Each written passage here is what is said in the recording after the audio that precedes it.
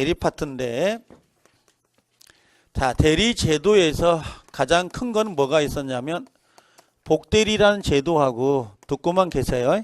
그 다음에 무권대리 두 가지를 했는데, 복대리는 상당히 중요합니다. 이 부분 중요하고, 그 다음에 무권대리는 뭐 두말할 필요가 없습니다. 무조건 해년마다 사례형으로 문제가 나온다고 보시면 됩니다. 자, 복대리는 가장 중요한 것 첫 번째, 누구의 대리인입니까? 라고 하면 누구의 대리인이죠? 이건 대리인이, 일단 대리인이 선임을 한다는 거. 그 다음에 두 번째는 누구의 대리인이다? 본인의 대리인이다. 본인의 대리인하고 들어옵니다. 두 가지는 반드시 기억하고 계셔야 되고요. 자, 복대리는 기본적으로 대리인이 의무대리냐 법정대리냐에 따라서 복대리 선임권인 복임권이 달라진다 그랬습니다. 그래서 세 번째가 바로 이 복임권이 어떻게 다른지 요걸 기억할 필요가 있었는데, 두 개로 나눠서 의무대리인 그 다음에 법정대리인에 따라서 복임권이 다르다 그랬습니다. 자, 의무대리는 원칙적으로 복임권이 있다 없다? 복임권이 있어요 없어요? 복임권이 없죠. 근데 예외로 본인의 뭐가 있다? 승낙, 허락이 있다든지 또는 부득이한 사유, 그렇죠? 부득이한 사유가 있다면 선임할 수 있고, 이때 선임 책임은 뭘로 간다? 과실 책임. 선임과 감독의 책임이죠. 선임과 그 다음에 감독이다라고 하는 책임이 있습니다. 단지 본인이 지명할 수 있다 없다? 자, 본인이 지명을 했어요. 본인이 지명하면 무슨 책임은? 선임 책임은 없죠. 근데 뭐는 있다? 감독의 책임이 있기 때문에 책임이 경감된다. 이렇게 이야기했습니다. 자, 법정대리는 원칙적으로 복임권이 있습니까? 없습니까? 복임권이 있다 없다? 있다. 그럼 권한이 많은 만큼 책임은 무거워요? 안 무거워요? 무겁죠. 그게 유과실, 무과실? 무과실 책임이 있습니다. 자, 그러나 두 번째, 부득이한 사유다 그랬죠? 부득이한 사유로 복대리가 선임이 됐다면 이때는 뭘로 책임이 가벼워져야 되겠죠? 뭘로? 과실 책임으로 바뀔 수 있다 없다? 있다. 이걸 선임과 그 다음에 감독의 책임이다 라고 바뀌었어요. 그러면 법정대리는 원칙적으로 무과실 책임이지만 부득이한 사유가 있다면 과실 책임으로 다운될 수 있다 없다? 경감될 수 있다 없다? 경감될 수 있다. 이렇게 정리하면 돼요. 복대리에서 가장 중요한 건 의무와 법정대리를 계속 가지고 이야기를 할 겁니다. 자, 그 다음에 무권대리다라고 돼 있죠. 이 무권대리는 크게 두 가지가 있었는데, 하나가 협의의 무권대리하고 나오고, 그 다음에 또 하나가 표현대리라고 하죠. 이 표현들은 지금은 공부하지 마시고 뭐만 협의의 무권대리만 기억을 하고 계시면 돼요.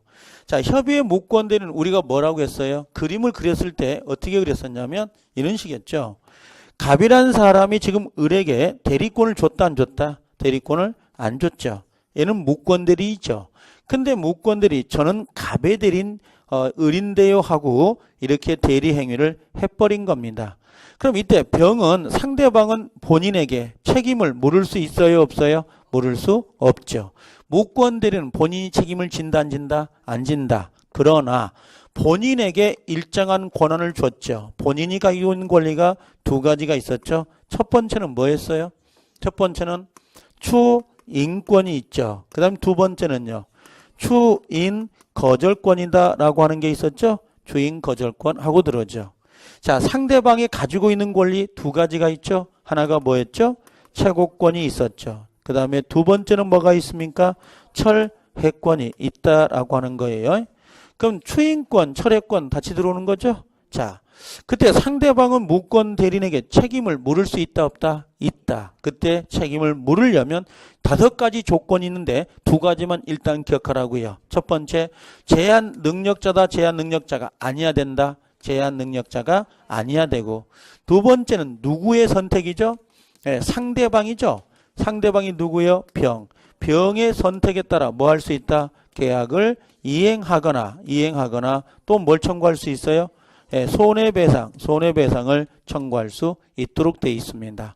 반드시 이 박스는 꼭 외우셔야 돼요. 그 옆에 있는 내용을 외우라는 게 아니에요.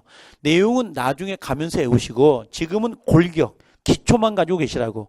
본인이 가지고 있는 거 추인권, 주인거절권. 상대방이 가지고 있는 것은 최고권, 철회권. 그 다음에 무권득의 책임을 물으려면 제한 능력자가 아니어야 된다. 상대방의 선택에 따라 계약을 이행하거나 손해배상을 청구할 수 있다. 이게 확고부동하게 옮겨져 있어야 돼요. 그 옆에 있는 내용은 중요한 게 아니에요. 이걸 얹으면 나머지는 쉽습니다. 자, 두 번째로 넘어갔죠. 자, 우리가 뭘 했었냐면 무효하고 그 다음에 또 하나는 뭐 했었죠? 취소하고 들어왔죠. 이렇게. 무효 취소 개념하고요. 두 개를 구별할 수 있으면 족합니다. 입문 과정에서는. 자, 먼저 무효라는 게 뭡니까? 그랬더니 이건 처음부터 효력이 있다 없다? 효력이 없는 거죠. 근데 취소는 일단은 뭐라고 했어요? 일단은 유효다 그랬죠? 유효인데 나중에 누가 취소권자가 취소하면 어떻게 소급하여 뭐가 된다? 무효가 된다 하고 들었죠. 이때 무효는 누군가가 주장해야 돼요? 주장하지 않아도 되는 거예요. 누구나, 그죠? 누구나. 또는 뭡니까? 주장하지 않아도 불문이죠? 불문해도 한 번 무효는 뭐라고요? 영원히 무효입니다. 자, 취소는 누가 취소해야 되죠?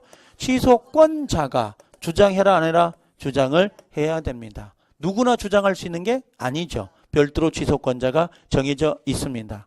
자, 무효를 행사할 수 있는 행사 기간이 있나요? 행사 기간 있다 없다? 없어. 불문이죠. 예, 언제나 행사할 수 있다 없다? 언제나 가능하다. 무효를 주장하는 건 언제나 가능합니다. 그럼 취소는 어떻게 되죠? 취소는 법률행위를 한 날로부터 10년이고 또 추인할 수 있는 날로부터 3년이라는 제척기간입니다. 제척기간을 갖고 있다. 이렇게 보시면 되죠. 자, 무효라고 하는 것은 나중에도 뭡니까? 누구에게나 주장할 수 있다 없다? 누구에게나. 그리고 누구에게나 주장할 수 있어요 없어요? 주장할 수 있어요. 이게 아까 절대적 무효다 그랬죠? 예, 절대적 무효가 원칙이 됩니다. 근데 여기 취소는 원칙이 뭐라고 써요? 상대적 뭐가 된다? 취소가 원칙이 됩니다. 그럼 나중에 나오겠지만 선의 3자에게는 주장할 수 있다 없다? 없다. 이렇게 보시면 되죠. 자, 무효와 취소가 같이 공존할 수 있다 없다? 있다. 그럼 무효를 주장할 수도 있고 취소를 주장할 수도 있다. 이걸 우린 뭐라 그래요? 이중효 그럽니다.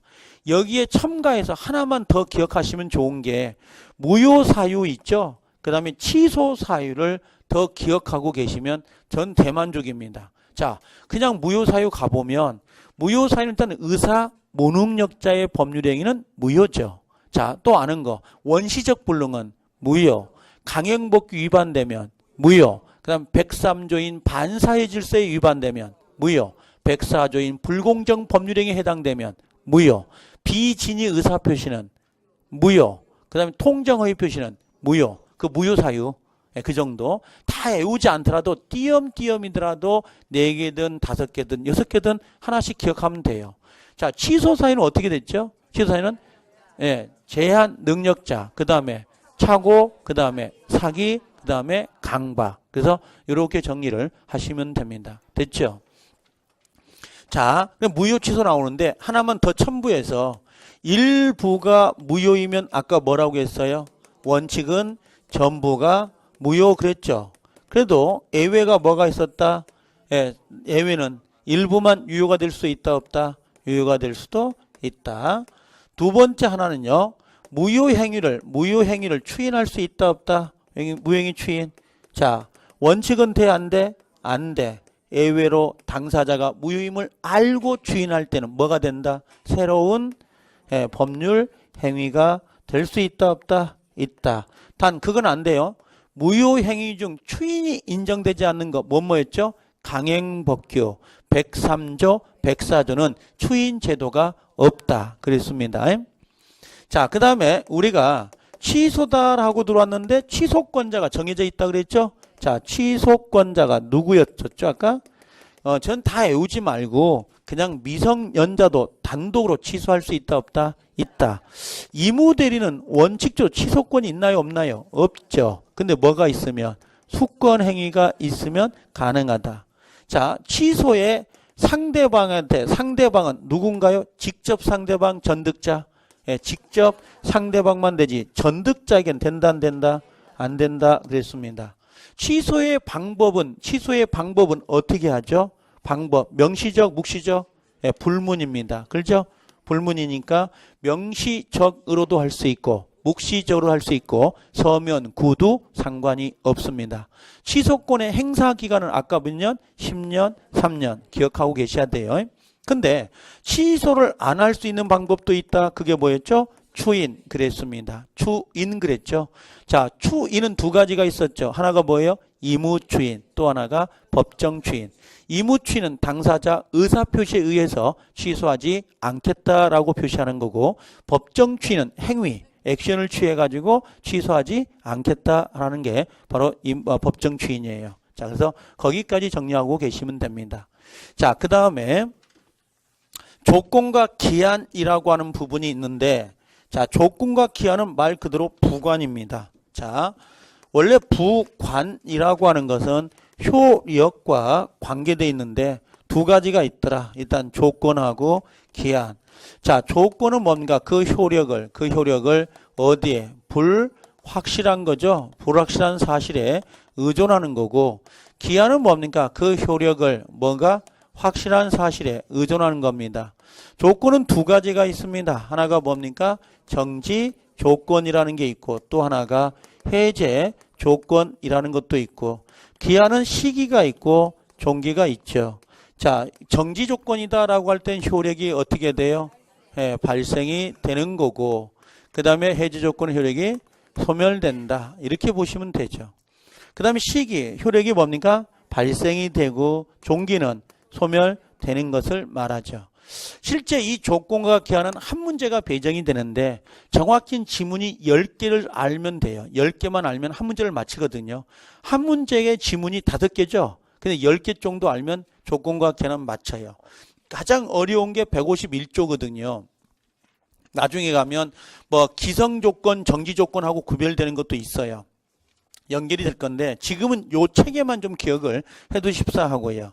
여기에 소구표가 있냐 소구표가 없느냐 그건 따지지 마세요. 아셨죠? 요것만 하나 이해를 하고, 여기다 하나 더 쓴다면 나중에 이제 불능조건이라고 하는 게 있고, 그 다음에 또 하나는 기성조건이라는 게 하나 있습니다. 불능조건은 뭔가 이룰 수 있어요 없어요? 없어요. 서쪽에서 해가 뜬다면 집을 하나 주겠다. 서쪽에서 해가 뜰 수 있을까 없을까? 없죠. 그건 불능이라 그래. 불가능한 것을 조건으로 든 거. 그 다음에 기성조건이라는 거. 기성인데 요건 이미 이루어져 버린 거예요.